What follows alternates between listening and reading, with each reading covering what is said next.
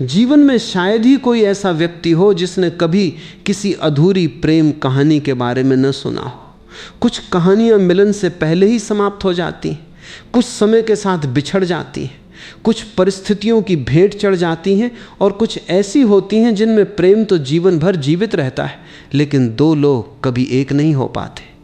तब मन बार बार एक ही प्रश्न पूछता है, यदि प्रेम इतना सच्चा था तो वो पूरा क्यों नहीं हुआ? यदि दो आत्माएं एक दूसरे से इतना गहरा जुड़ गई थी तो फिर भाग्य ने उन्हें अलग क्यों कर दिया? यही प्रश्न मनुष्य को प्रेम के सबसे गहरे रहस्य तक ले जाता है। सामान्य दृष्टि से हम प्रेम की सफलता को केवल मिलन से मापते हैं। हमें लगता है कि यदि दो लोग जीवन भर साथ रहे तभी उनकी प्रेम कहानी पूरी हुई, लेकिन आध्यात्मिक दृष्टि इस विचार से कहीं अधिक व्यापक है। वहाँ प्रेम का अर्थ केवल साथ रहना नहीं है, वहाँ प्रेम का अर्थ है किसी आत्मा का दूसरी आत्मा को इस प्रकार स्पर्श कर देना कि वो पहले जैसी न रहे। यदि ये परिवर्तन हो गया तो प्रेम अपना कार्य कर चुका। चाहे जीवन ने दोनों को एक रास्ते पर रखा हो या अलग अलग दिशाओं में भेज दिया हो, फिर भी मनुष्य का हृदय मिलन चाहता है, वो बिछड़ना नहीं चाहता। यही कारण है कि जब प्रेम अधूरा रह जाता है तो सबसे पहले भाग्य पर प्रश्न उठता है। लोग कहते हैं कि समय साथ नहीं था, परिस्थितियां अनुकूल नहीं थीं, किस्मत ने साथ नहीं दिया। इन बातों में एक सच्चाई भी छिपी है, क्योंकि जीवन केवल हमारी इच्छाओं से नहीं चलता। समय का भी अपना प्रवाह है और भाग्य की भी अपनी दिशा होती है। कई बार दो लोग एक दूसरे से गहरा प्रेम करते हुए भी उस समय मिलते हैं जब जीवन उन्हें अलग अलग उत्तरदायित्वों की ओर बुला रहा होता है। आध्यात्मिक परंपराएं कहती हैं कि जीवन में कोई भी मिलन संयोग नहीं होता, हर मुलाकात का अपना उद्देश्य होता है। कुछ लोग हमारे जीवन में केवल कुछ दिनों के लिए आते हैं, लेकिन वे हमारी पूरी चेतना बदल देते हैं। कुछ लोग वर्षों तक साथ रहते हैं, फिर भी हमारे भीतर कोई गहरा परिवर्तन नहीं ला पाते। इसलिए प्रेम की अवधि उसकी गहराई का प्रमाण नहीं होती। कई बार कुछ क्षणों का प्रेम जीवन भर की दिशा बदल देता है। प्रकृति इस सत्य को बहुत सुंदर ढंग से समझाती है। वर्षा की एक छोटी सी बूंद सीप में गिरती है और वर्षों बाद वही मोती बन जाती है। बूंद बहुत थोड़े समय के लिए सीप के संपर्क में आती है, लेकिन उसका प्रभाव स्थायी हो जाता है। प्रेम भी ऐसा ही होता है। कभी कभी उसका साथ छोटा होता है, लेकिन उसका स्पर्श आत्मा पर अमिट छाप छोड़ जाता है। धीरे धीरे व्यक्ति अनुभव करता है कि अधूरापन केवल बाहरी घटना है। भीतर प्रेम कई बार अपनी सबसे गहरी अवस्था में उसी समय पहुंचता है जब मिलन संभव नहीं रह जाता, क्योंकि दूरी मनुष्य को अपने भीतर उतरने के लिए विवश करती है। जहां पहले वो केवल सामने वाले को देखता था, वहीं अब वो स्वयं को देखने लगता है। यही वो स्थान है जहां प्रेम केवल संबंध नहीं रहता, आत्म अनुभव बनने लगता है। दार्शनिक दृष्टि से भाग्य और समय दो ऐसे आयाम हैं जिन्हें मनुष्य पूरी तरह नियंत्रित नहीं कर सकता। वह प्रेम कर सकता है, प्रयास कर सकता है, प्रतीक्षा कर सकता है, लेकिन समय को रोक नहीं सकता। यही कारण है कि कई बार दो लोग सही होते हैं, उनका प्रेम भी सच्चा होता है, फिर भी उनका मिलन संभव नहीं हो पाता। इसका अर्थ ये नहीं कि प्रेम असफल था, इसका अर्थ केवल इतना है कि जीवन की यात्रा उन्हें अलग अलग दिशाओं में आगे बढ़ाना चाहती थी। यही सबसे बड़ा दर्द जन्म लेता है, क्योंकि मन प्रेम की भाषा समझता है, लेकिन समय अपनी भाषा में चलता है। प्रेम कहता है अभी, समय कहता है जब उचित होगा, प्रेम कहता है साथ, भाग्य कई बार कहता है अभी नहीं। इसी विरोध के कारण मनुष्य के भीतर पीड़ा उत्पन्न होती है।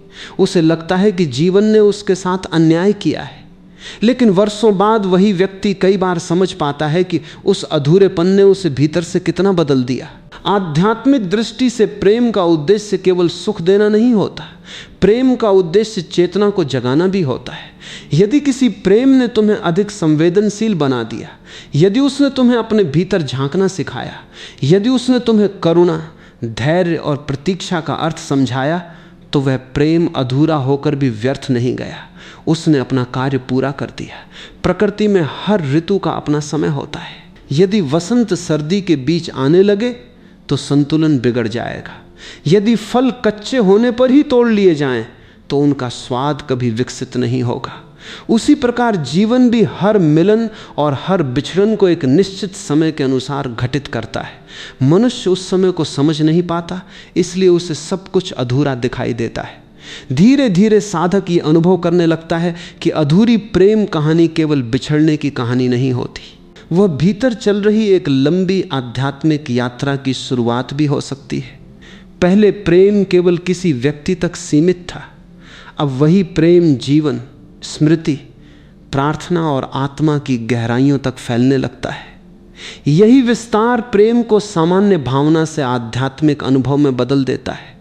एक और गहरा सत्य यह है कि अधूरा प्रेम मनुष्य को प्रश्न देना नहीं छोड़ता, वह बार बार लौट कर आता है। स्मृतियों में, गीतों में, मौन में, प्रार्थनाओं में, क्योंकि उसका उद्देश्य केवल याद बनना नहीं होता, वह मनुष्य को उसके भीतर छिपे हुए प्रेम के स्रोत तक ले जाना चाहता है।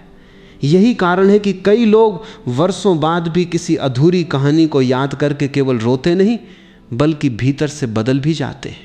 धीरे धीरे ये समझ विकसित होती है कि हर अधूरी कहानी वास्तव में समय और भाग्य के बीच लिखा गया एक ऐसा अध्याय है जिसका अर्थ तुरंत समझ में नहीं आता।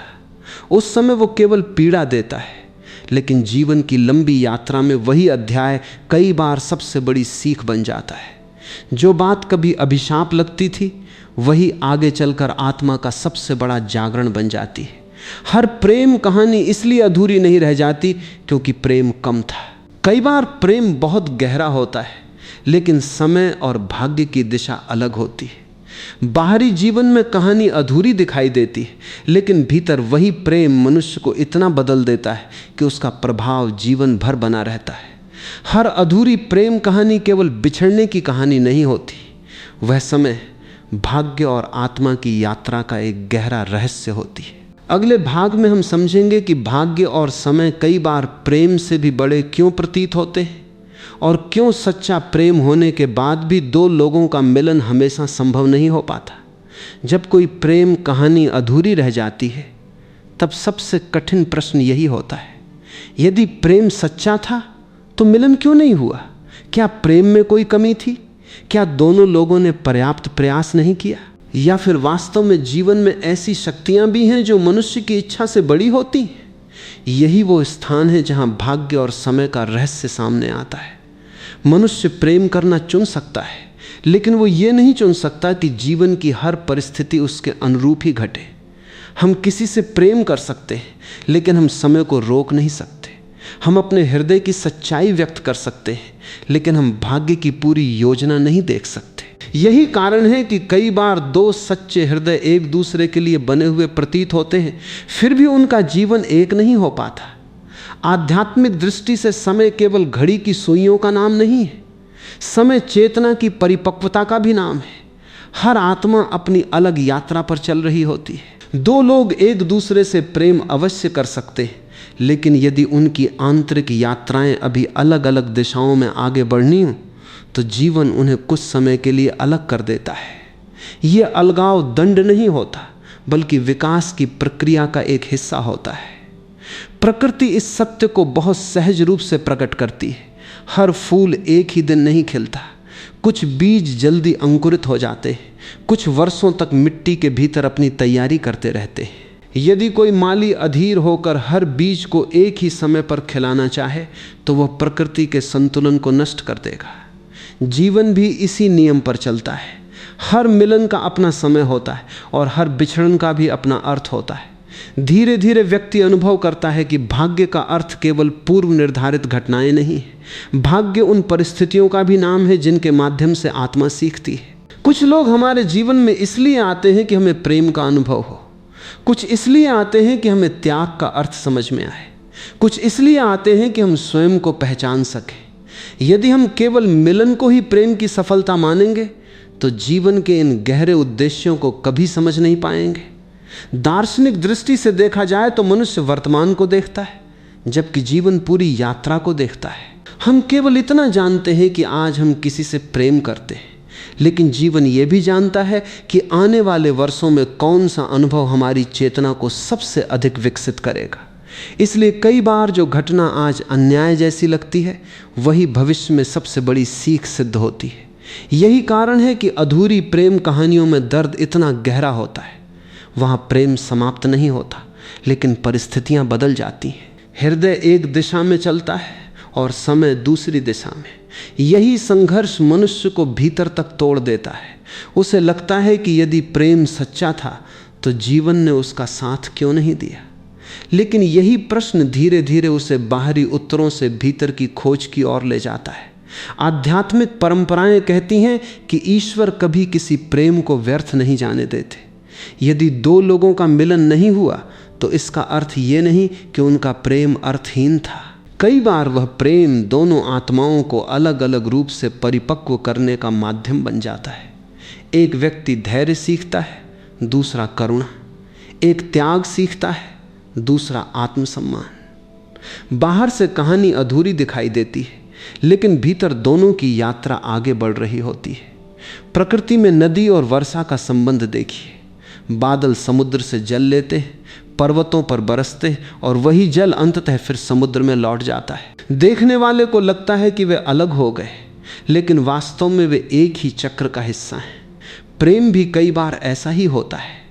दो लोग जीवन के किसी मोड़ पर अलग हो जाते हैं, लेकिन उनके अनुभव, उनकी स्मृतियाँ और उनके द्वारा सीखे गए सत्य उन्हें जीवन भर भीतर से जोड़ते रहते हैं। धीरे धीरे साधक समझने लगता है कि समय केवल छीनता नहीं, बहुत कुछ देता भी है। प्रारंभ में जो बिछड़ना असहनीय लगता था, वही समय के साथ आत्मसमझ का स्रोत बन सकता है।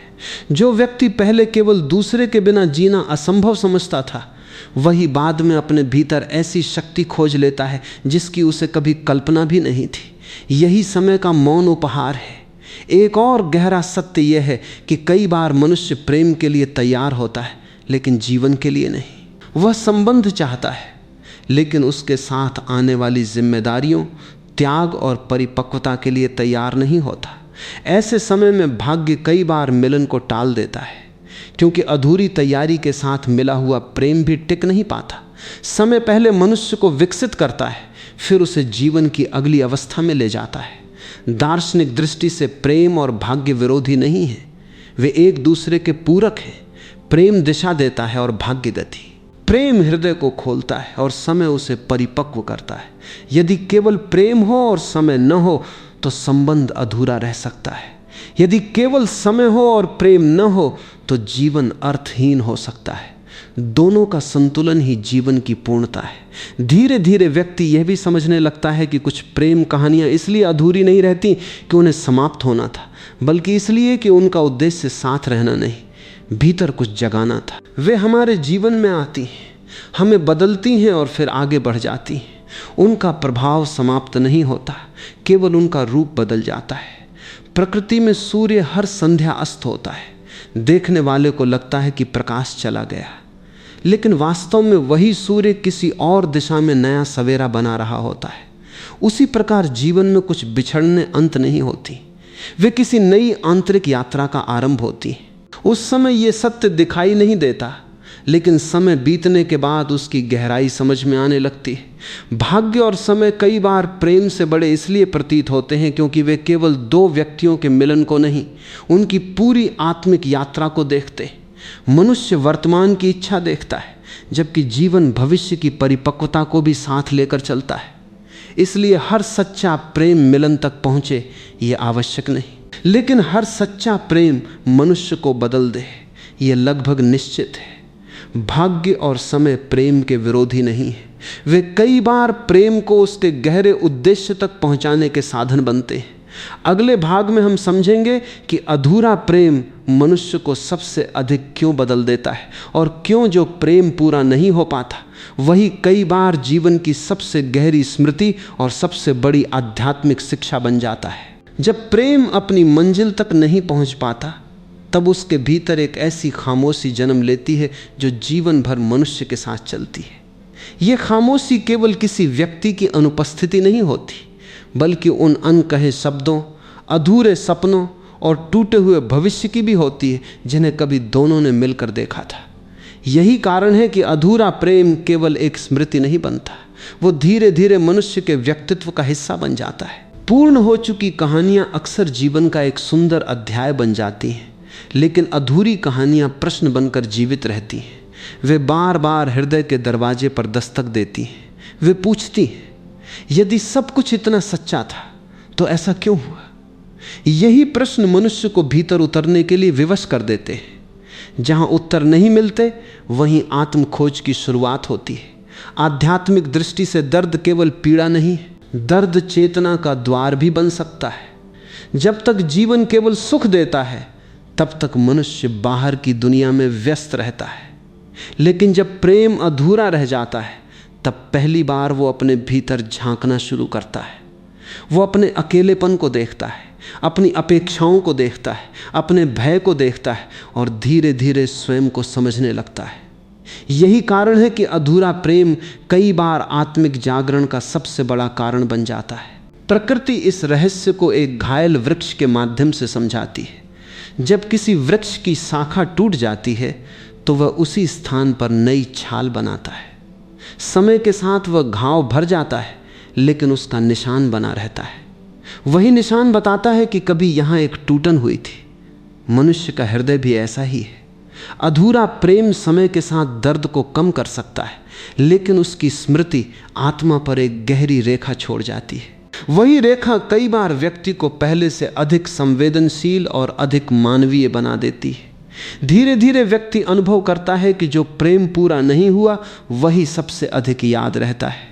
इसका कारण केवल बिछड़ना नहीं है, इसका कारण यह है कि अधूरी कहानी कल्पना में जीवित रहती है। मन बार बार सोचता है, यदि ऐसा हुआ होता तो, यदि हम साथ होते तो, यदि समय थोड़ा अलग होता तो। यही अनकहे प्रश्न स्मृतियों को बार बार जीवित कर देते हैं। दार्शनिक दृष्टि से मनुष्य हमेशा पूर्णता की तलाश करता है। जहाँ कोई कहानी अधूरी रह जाती है वहाँ मन उसे भीतर ही भीतर पूरा करने की कोशिश करता रहता है। इसी कारण अधूरी प्रेम कहानी समाप्त होने के बाद भी समाप्त नहीं होती, वह भीतर संवाद करती रहती है।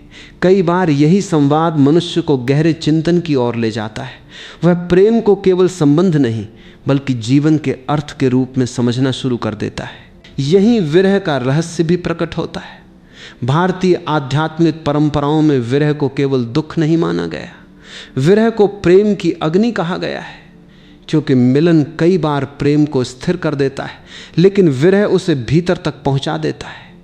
दूरी प्रेम को सतह से उठाकर आत्मा की गहराइयों तक ले जाती है। इसलिए अनेक संतों ने विरह को ईश्वर तक पहुंचने का मार्ग भी कहा है। प्रकृति में चांद हर रात पूरा नहीं होता, कभी वो आधा होता है, कभी केवल एक पतली रेखा, फिर भी उसकी सुंदरता कम नहीं होती। उसी प्रकार प्रेम भी केवल मिलन में ही सुंदर नहीं होता, कई बार उसका सबसे उज्जवल रूप विरह में दिखाई देता है, क्योंकि वहीं प्रेम बिना किसी अधिकार के भी जीवित रहता है। धीरे धीरे साधक ये समझने लगता है कि अधूरा प्रेम उसे दूसरों के दर्द को समझना सिखा देता है। जिसने स्वयं विरह सहा हो वह किसी और की आंखों के आंसू जल्दी पहचान लेता है। जिसने किसी अपने को खोया हो वह किसी अजनबी के अकेलेपन को भी महसूस कर सकता है। यही करुणा अधूरे प्रेम का सबसे बड़ा उपहार है। एक और गहरा सत्य यह है कि अधूरा प्रेम अहंकार को भी तोड़ देता है। पहले मनुष्य सोचता है कि वह अपने जीवन की हर दिशा स्वयं तय कर सकता है, लेकिन जब भाग्य उसकी इच्छा से अलग रास्ता चुन लेता है तब उसे पहली बार जीवन की विशालता का अनुभव होता है। यह अनुभव पीड़ादायक अवश्य होता है, लेकिन यही विनम्रता का जन्म भी कराता है। आध्यात्मिक दृष्टि से हर अधूरी प्रेम कहानी एक दर्पण है। उसमें हम केवल दूसरे व्यक्ति को नहीं देखते बल्कि स्वयं को भी देखते हैं। हमें पता चलता है कि हम वास्तव में क्या खोज रहे थे। क्या हमें केवल साथ चाहिए था या हमें समझे जाने की इच्छा थी? क्या हमें प्रेम चाहिए था या सुरक्षा? क्या हमें व्यक्ति चाहिए था या वो भावना जो उसके साथ होने पर जन्म लेती थी? यही प्रश्न धीरे धीरे आत्मज्ञान का मार्ग खोलते हैं। प्रकृति में मोती सीप के भीतर एक छोटे से कण की पीड़ा से बनता है। यदि वो पीड़ा न होती तो मोती भी न बनता। उसी प्रकार कई बार अधूरा प्रेम हमारे भीतर ऐसी गहराई पैदा करता है जो किसी पूर्ण कहानी से शायद कभी ना आती। दर्द धीरे धीरे संवेदनशीलता में बदलता है, संवेदनशीलता करुणा में और करुणा आध्यात्मिक परिपक्वता में। धीरे धीरे व्यक्ति अनुभव करता है कि जिस व्यक्ति को वो खो चुका है उसका प्रभाव अब भी उसके जीवन में मौजूद है। वो उसकी मुस्कान में नहीं, उसकी सीख में जीवित है। वो उसके साथ बिताए समय में नहीं, बल्कि उसके कारण आए परिवर्तन में जीवित है। यही वह क्षण है जब प्रेम स्मृति से आगे बढ़कर चेतना का हिस्सा बन जाता है। अधूरा प्रेम मनुष्य को इसलिए सबसे अधिक बदल देता है क्योंकि वह उसे बाहरी सहारों से हटाकर भीतर की यात्रा पर भेज देता है। जहाँ मिलन समाप्त होता है वहीं आत्म अन्वेषण आरंभ हो सकता है। जो कहानी बाहर पूरी नहीं हुई वही भीतर मनुष्य को पूर्ण बनाने लगती है। यही अधूरे प्रेम का सबसे गहरा रहस्य है। अधूरा प्रेम केवल दर्द नहीं देता, वो मनुष्य की चेतना को भी रूपांतरित करता है। विरह, स्मृति, करुणा और आत्म खोज के माध्यम से वही अधूरी कहानी कई बार जीवन की सबसे बड़ी आध्यात्मिक शिक्षा बन जाती है। अगले भाग में हम समझेंगे कि क्या हर अधूरी प्रेम कहानी वास्तव में अधूरी होती है या फिर आत्मा के स्तर पर वो पहले से ही अपनी पूर्णता प्राप्त कर चुकी होती है। जब कोई प्रेम कहानी अपने बाहरी अंत तक पहुंच जाती है तब मनुष्य उसे अधूरी मान लेता है। यदि दो लोग साथ नहीं रह पाए, यदि विवाह नहीं हुआ, यदि जीवन ने उन्हें अलग अलग दिशाओं में भेज दिया तो दुनिया कहती है कि प्रेम हार गया। लेकिन क्या प्रेम की पूर्णता केवल साथ रहने में है? क्या दो शरीरों का मिलन ही प्रेम की अंतिम मंजिल है? आध्यात्मिक दृष्टि से इन प्रश्नों का उत्तर बिल्कुल अलग है। वहां प्रेम की पूर्णता बाहरी परिणामों से नहीं बल्कि भीतर हुए परिवर्तन से मापी जाती है। यदि किसी प्रेम ने तुम्हें पहले से अधिक संवेदनशील बना दिया, यदि उसने तुम्हारे भीतर करुणा जगा दी, यदि उसने तुम्हें जीवन की गहराई से परिचित करा दिया, तो वह प्रेम अधूरा कैसे हुआ? संभव है कि उसका बाहरी रूप पूरा न हुआ हो, लेकिन उसका आंतरिक उद्देश्य पूरा हो चुका हो। यही कारण है कि कई बार जो प्रेम कहानी संसार को अधूरी दिखाई देती है, वही आत्मा की दृष्टि से पूर्ण होती है। मनुष्य अक्सर प्रेम को पाने की घटना मानता है। उसे लगता है कि प्रेम का अर्थ है किसी व्यक्ति का जीवन भर उसके साथ रहना। लेकिन प्रेम का वास्तविक अर्थ किसी को अपना बना लेना नहीं, बल्कि स्वयं के भीतर प्रेम करने की क्षमता का जागना है। यदि ये क्षमता जाग गई तो प्रेम अपना सबसे बड़ा कार्य कर चुका। चाहे जीवन ने दोनों को साथ रखा हो या नहीं, प्रकृति इस रहस्य को फूलों के माध्यम से समझाती है। एक फूल कुछ ही दिनों तक खिलता है, फिर उसकी पंखुड़ियां झड़ जाती हैं। देखने वाले को लगता है कि फूल समाप्त हो गया, लेकिन उसी फूल की सुगंध बहुत दूर तक फैल चुकी होती है। उसका पराग नए बीजों को जन्म दे चुका होता है। उसका जीवन केवल उसके खिलने तक सीमित नहीं था, उसका प्रभाव उससे कहीं आगे तक जाता है। प्रेम भी ऐसा ही है। उसका बाहरी रूप समाप्त हो सकता है, लेकिन उसका प्रभाव आत्मा में जीवित रहता है। धीरे धीरे व्यक्ति अनुभव करता है कि कुछ लोग जीवन से चले जाने के बाद भी उसके भीतर उपस्थित रहते हैं। वे अब उसके साथ नहीं चलते, लेकिन उनके दिए हुए शब्द, उनकी मुस्कान, उनका विश्वास और उनका प्रेम उसके निर्णयों में जीवित रहता है। यही उपस्थिति बताती है कि प्रेम शरीरों का नहीं, चेतना का संबंध था। चेतना का संबंध टूटता नहीं, केवल अपना रूप बदलता है। दार्शनिक दृष्टि से देखा जाए तो जीवन में कोई भी गहरा अनुभव व्यर्थ नहीं जाता। हर अनुभव चेतना में एक नई परत जोड़ता है। यदि प्रेम ने तुम्हें धैर्य सिखाया, यदि उसने तुम्हें क्षमा करना सिखाया, यदि उसने तुम्हें अपने अहंकार से मुक्त किया, तो वह प्रेम अपने उद्देश्य तक पहुंच गया। उसका अंत केवल कहानी में हुआ है, आत्मा में नहीं। यही एक गहरा विरोधाभास दिखाई देता है। जो प्रेम पूरा हो जाता है वो धीरे धीरे जीवन का सामान्य हिस्सा बन सकता है, लेकिन जो प्रेम अधूरा रह जाता है वो मनुष्य के भीतर प्रश्न बनकर जीवित रहता है। यही प्रश्न उसे लगातार विकसित करते। वो बार बार स्वयं से पूछता है कि प्रेम वास्तव में क्या था। इसी खोज में वो प्रेम की सतही परिभाषाओं से आगे निकल जाता है। आध्यात्मिक परंपराएं कहती हैं कि आत्माएं केवल एक जन्म की यात्राएं नहीं करती, वे अनुभवों के माध्यम से विकसित होती हैं। इस दृष्टि से कुछ मिलन केवल साथ रहने के लिए नहीं होते, बल्कि एक दूसरे की चेतना को जागृत करने के लिए होते हैं। उनका समय सीमित हो सकता है, लेकिन उनका प्रभाव असीमित होता है। इसलिए हर बिछड़ना असफलता नहीं होता। कई बार वो एक गहरे उद्देश्य की पूर्ति होती है। प्रकृति में पर्वत और बादल हमेशा साथ नहीं रहते। बादल आते हैं, वर्षा करते हैं और आगे बढ़ जाते हैं, लेकिन पर्वत के भीतर नई नदियों का जन्म हो जाता है। देखने वाले को लगता है कि बादल चले गए, लेकिन उनका दिया हुआ जल वर्षों तक जीवन देता रहता है। उसी प्रकार कुछ प्रेम भी हमारे जीवन में थोड़े समय के लिए आते हैं, लेकिन उनके दिए हुए अनुभव जीवन भर हमारी आत्मा को सींचते रहते हैं। धीरे धीरे साधक समझने लगता है कि प्रेम का सबसे बड़ा उद्देश्य अधिकार नहीं, जागरण है। यदि प्रेम ने तुम्हें तुम्हारे भीतर के प्रकाश से मिला दिया तो वह सफल है। यदि उसने तुम्हें अपने अकेलेपन से परिचित कराया और फिर उसी अकेलेपन में आत्मा की शांति खोजनी सिखाई तो वह पूर्ण है। यदि उसने तुम्हें दूसरों के दर्द को समझने योग्य बना दिया तो वह व्यर्थ नहीं गया। एक और गहरा सत्य यह है कि अधूरी प्रेम कहानी समय के साथ शिकायत से कृतज्ञता में बदल सकती है। प्रारंभ में मन पूछता है, ऐसा मेरे साथ क्यों हुआ? लेकिन वर्षों बाद वही मन कहता है, अच्छा हुआ कि मैं उस प्रेम से गुजरा, क्योंकि उसी ने मुझे बदल दिया। यही परिवर्तन बताता है कि प्रेम का वास्तविक फल मिलन नहीं, परिपक्वता था। दार्शनिक दृष्टि से प्रेम की पूर्णता का अर्थ है कि वह तुम्हें छोटा न बनाए बल्कि विस्तृत करे।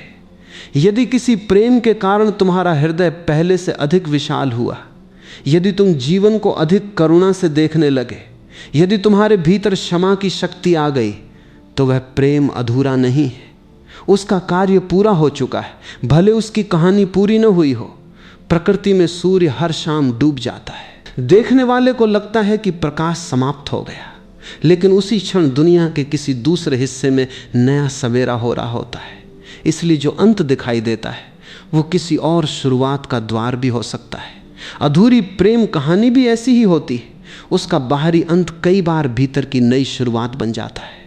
धीरे धीरे व्यक्ति अनुभव करता है कि प्रेम का सबसे स्थायी रूप स्मृति नहीं, परिवर्तन है। यदि वर्षों बाद भी उस प्रेम के कारण उसका व्यवहार अधिक कोमल है, उसका विश्वास अधिक गहरा है और उसका हृदय अधिक शांत है, तो वह प्रेम आज भी जीवित है। वो केवल व्यक्ति के रूप में नहीं, चेतना के रूप में उपस्थित है। हर अधूरी प्रेम कहानी वास्तव में अधूरी नहीं होती, वो केवल दुनिया की दृष्टि से अधूरी होती है। आत्मा की दृष्टि से यदि प्रेम ने अपना उद्देश्य पूरा कर दिया, यदि उसने मनुष्य को भीतर से बदल दिया, यदि उसने उसे अधिक जागरूक, अधिक करुणामय और अधिक परिपक्व बना दिया, तो वह प्रेम पूर्ण है। उसका अंत नहीं हुआ, उसका रूप बदल गया। प्रेम की पूर्णता साथ रहने में नहीं, बल्कि आत्मा के रूपांतरण में है। इसलिए अनेक प्रेम कहानियां बाहरी रूप से अधूरी दिखाई देती हैं, लेकिन आध्यात्मिक दृष्टि से वे अपनी सबसे गहरी पूर्णता प्राप्त कर चुकी होती हैं।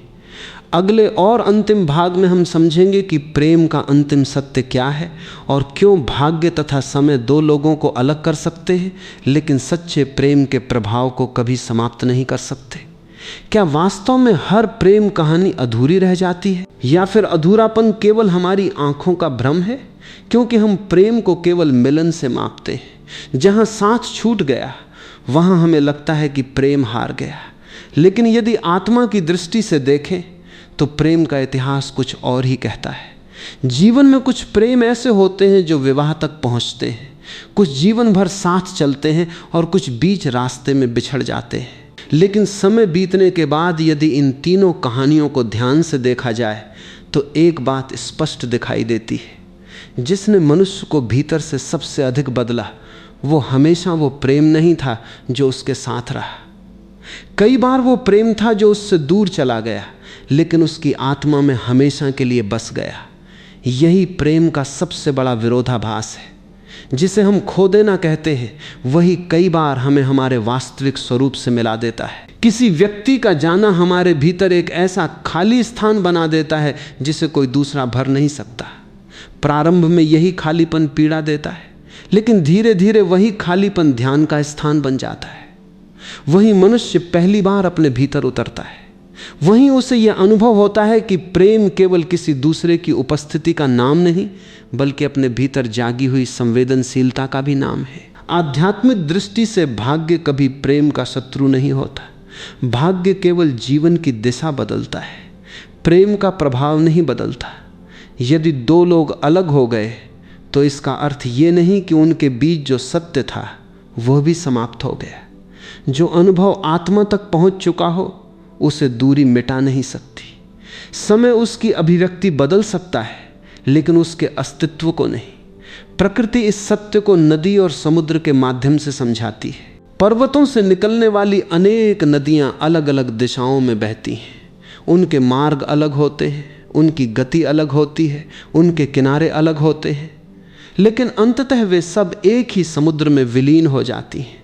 देखने वाले को यात्रा में अलगाव दिखाई देता है, लेकिन अंतिम सत्य एकता है। प्रेम भी ऐसा ही है। जीवन में रास्ते अलग हो सकते हैं, लेकिन सच्चा प्रेम आत्मा में अपना स्थान बनाए रखता है। धीरे धीरे व्यक्ति अनुभव करता है कि जिस प्रेम को वो अधूरा समझ रहा था, उसने ही उसे सबसे अधिक पूर्ण बनाया।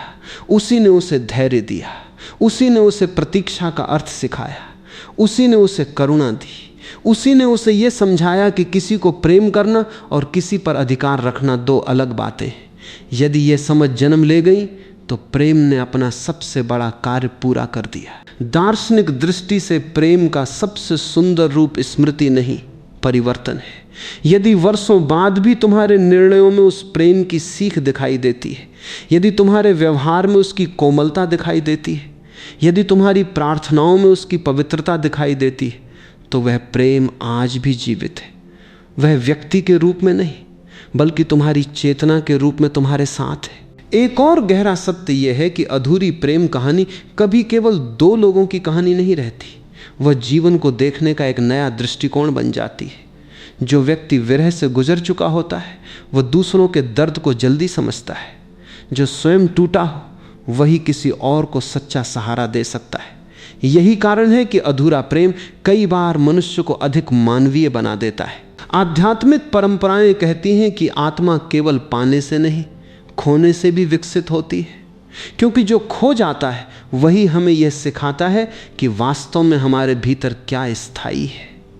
यदि प्रेम केवल व्यक्ति पर आधारित था तो उसके जाने के साथ समाप्त हो जाएगा, लेकिन यदि प्रेम आत्मा तक पहुंच गया था तो वह व्यक्ति के जाने के बाद भी करुणा, विश्वास और प्रार्थना के रूप में जीवित रहेगा। प्रकृति में पतझड़ आने पर वृक्ष अपने सारे पत्ते खो देता है। देखने वाले को लगता है कि सब समाप्त हो गया, लेकिन उसी समय वृक्ष की जड़ों में नया जीवन तैयार हो रहा होता है। वसंत आने पर वही वृक्ष फिर से हरा हो जाता है। यदि पतझड़ न आए तो नया वसंत भी संभव नहीं होता। उसी प्रकार जीवन में कुछ बिछड़ने अंत नहीं होती, वे आत्मा के नए वसंत की तैयारी होती हैं। धीरे धीरे साधक ये समझने लगता है कि प्रेम का अंतिम उद्देश्य किसी को हमेशा के लिए पकड़ कर रखना नहीं था। उसका उद्देश्य हृदय को इतना विशाल बनाना था कि वह बिना किसी शिकायत के भी प्रेम कर सके। जहाँ प्रेम अधिकार से मुक्त हो जाता है वहीं वो अपने सबसे शुद्ध रूप में प्रवेश करता है। एक और महत्वपूर्ण सत्य यह है कि समय केवल घाव नहीं भरता, वो अर्थ भी देता है। जिस घटना को कभी मनुष्य केवल दुख समझता था, वर्षों बाद वही उसकी सबसे बड़ी शिक्षा बन जाती है। वो पीछे मुड़कर देखता है और समझता है कि यदि वो प्रेम अधूरा न रहता तो शायद वो आज का मनुष्य कभी न बन पाता। दार्शनिक दृष्टि से प्रेम की हार तब होती है जब हृदय कठोर हो जाए, लेकिन यदि बिछड़ने के बाद भी तुम्हारे भीतर करुणा जीवित है, यदि तुम आज भी शुभकामना कर सकते हो, यदि तुम्हारा विश्वास जीवन से नहीं टूटा, तो प्रेम हार नहीं सकता। वह अपने सबसे ऊंचे रूप में पहुंच चुका है। धीरे धीरे व्यक्ति अनुभव करता है कि हर अधूरी प्रेम कहानी वास्तव में एक मौन प्रार्थना है। वो जीवन से शिकायत नहीं करती, बल्कि आत्मा को गहरा बनाती है। वह हमें सिखाती है कि प्रेम का मूल्य उसकी अवधि में नहीं, उसके प्रभाव में है। कुछ प्रेम जीवन भर साथ रहते हैं, लेकिन आत्मा को नहीं बदलते। कुछ प्रेम कुछ ही समय में आत्मा का पूरा आकाश बदल देते हैं। हर प्रेम कहानी अधूरी इसलिए नहीं रह जाती क्योंकि प्रेम कम था। कई बार भाग्य और समय दो लोगों को अलग रास्तों पर भेज देते हैं, लेकिन सच्चा प्रेम उनकी आत्माओं में जीवित रहता है। संसार केवल कहानी का अंत देखता है, लेकिन आत्मा उसके प्रभाव को जीवन भर जीती है। इसलिए हर अधूरी प्रेम कहानी प्रेम की हार नहीं होती।